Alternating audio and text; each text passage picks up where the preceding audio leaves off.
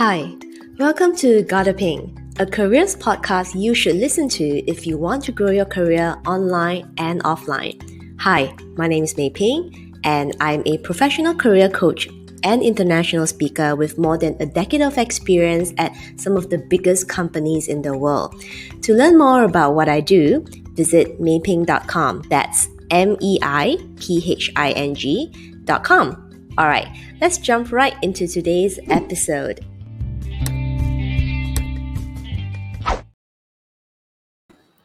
Hello, everyone, and welcome back to another episode of my Gotta Ping podcast, a podcast that you should listen to if you are serious about your corporate career.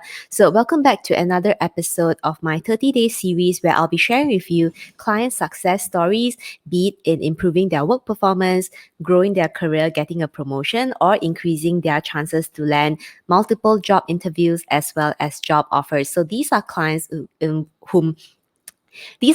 which I have worked with directly in a one-on-one sessions or participants who have joined my training and also seen significant improvement in their careers.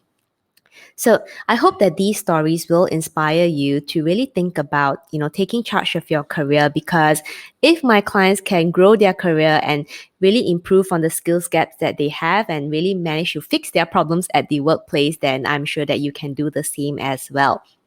All right. So today's story is a client who worked with me very recently, and her situation is that when she joined a new company, she was given a lot of promises in terms of getting a promotion within a certain period of time. However, the moment she joined in less than 6 months, there were multiple reorganizations that happened, and eventually the boss that made the promises to her now is no longer her boss. So if you have ever been in this situation, I'm sure that you can understand the frustration as well as the anxiety that my client felt at that time, because the person who hires you always is the person who believes in you the most, right? And one of the concepts that I always teach my clients is that to be able to build very strong working relationships with your bosses, because that will really create a lot of future career opportunities. So imagine the anxiety that my client felt because the boss that hired her suddenly was not her boss, and basically that the promises that she was given right now, it's all up in the air. It's all a bit of a question mark. And the second complication in the situation is that her friend has since been promoted to be her new boss.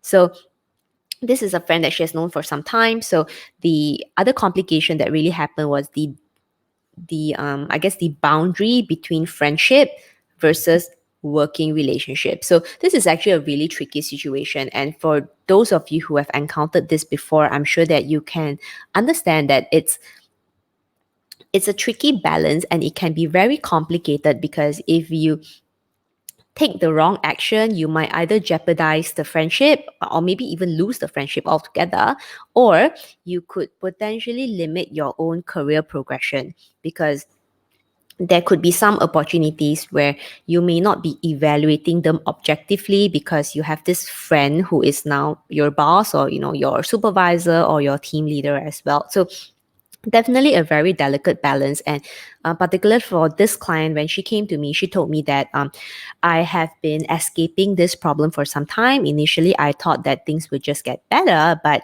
it does not look like it's getting better. In fact, I'm feeling more anxiety and I'm feeling more frustrated as the days go by, because I just don't really know what to do. And this friend of mine, who is now my new boss, also looks very stressed out in her new managerial position, and she's consistently asking me what to do. But the thing is that, like, I'm not her boss, she is now my boss. So it's kind of complicated. And for this particular client, she's also a top performer, so it is a little bit of an awkward situation when you know when she thinks that she may be more competent than her boss, right? So that's a little bit tricky. Yeah. So one of the things that I really went through with her in this session was to focus on the dynamic between friendship versus working relationship, and really where to draw the line, how to really approach conversations from a friend's perspective, and when to apply those kind of conversation methods versus seeing this particular friend as a boss, and what are the things that she should focus on talking about, and some of the things that she should just not talk about because it's just beyond the boundary that is allocated to her. So I think the line here, it's a gray one, but it's still something that we can really focus on carving out, because like I said, if you play this one wrongly, then you will probably lose the friendship as well. And that would be something that would be really sad, because this is probably a friend that I think she has known for quite some time. And if you're in a similar situation like her, I'm sure that losing a friendship is really not like the end goal that we all want to get to. So it definitely is an uncomfortable thing. And the other thing I also noticed is that she wasn't really in touch with her previous boss as well, because right now she feels it's a little bit awkward to reach out to her previous boss. So I think that is actually a pretty common thing, because particularly in many parts of Asia, we tend to be quite hierarchical. So we just tend to listen to the immediate boss. But I think one thing is really important to recognize is that different people play a different part in helping you grow your career. So it doesn't mean that, just because this person is no longer your boss, you would just, completely cut off the working relationship. It doesn't necessarily have to be so. Although maybe the way that you approach this new person, I guess, who is not your direct boss, maybe the method and how you go about those kind of conversations can be a little bit more sensitive, but I don't think that should stop you from really catching up with people who could help support your career and potentially could, bring you future career opportunities, because they really trust in your skills and expertise, and they know that you're somebody who can perform, and they will be really happy to recommend you as well. So this is actually something that I advise my client, because I know that personally I've also gotten career opportunities from not my direct bosses, like my boss's bosses or my boss's peers who recognize my performance. They were also able to provide me with career opportunities and also recommend me to very good roles over the years. So it's really important to be able to carve out that kind of dynamic and also basically build your own reputation in the workplace, and not let it get stuck to somebody else's reputation, which I know is a little bit tricky to do, but it is really definitely possible. And lastly, it's so important to not get caught in the friendship versus working relationship, because if you're not careful, it will just all meddle in together. And for those of you who have worked with your friends at, your actual real life friends at the workplace, I'm sure you guys know that in certain situations it might be a little bit awkward, because you sometimes feel like you want to help your friend as a friend, but right now you're in a working capacity. So like, if this person was not your friend, you probably wouldn't have volunteered for certain things that you are currently volunteering now. So it kind of like further grays the line and makes things even more complicated as well. So the main lesson that I want you guys to take away from this client story is that you need to carve out friendship versus working relationship. It's not so easily done. I mean, there are some methods to make it a little bit more sensitive and less damaging, but I think being able to carve out the line, even though initially it might be a slightly more uncomfortable conversation to have with that friend, right?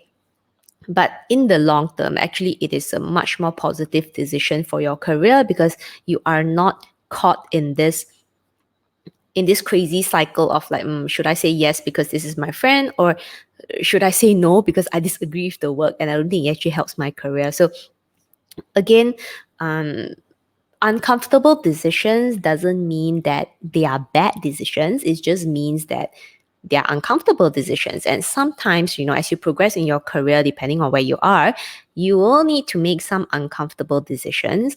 And that is completely okay. In fact, it's more important to learn how to go through the thought process and ultimately make your own decisions and make your own judgments on what would really help your career to grow, but at the same time allows you to maintain the most positive and productive working relationship possible with the people around you, and always making sure that you are conducting catch-up sessions as necessary, because these catch-up sessions will not just only help you be more focused on your current deliverables, it potentially could also open more career opportunities for you down the road. So that's just something for you guys to think about as to how you are, I guess making sure that you're not closing doors of opportunities for yourself, and always making sure that doors remain open, and just be a little bit careful when you deal with tricky situations, particularly involving friendship at the workplace.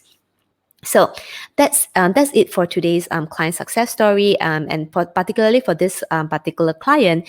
At the end of the session, as usual, I always like to ask my clients, what is your biggest takeaway from this session? And she told me that she really appreciated the perspectives that I gave her, because number one, she has been escaping this situation for some time now.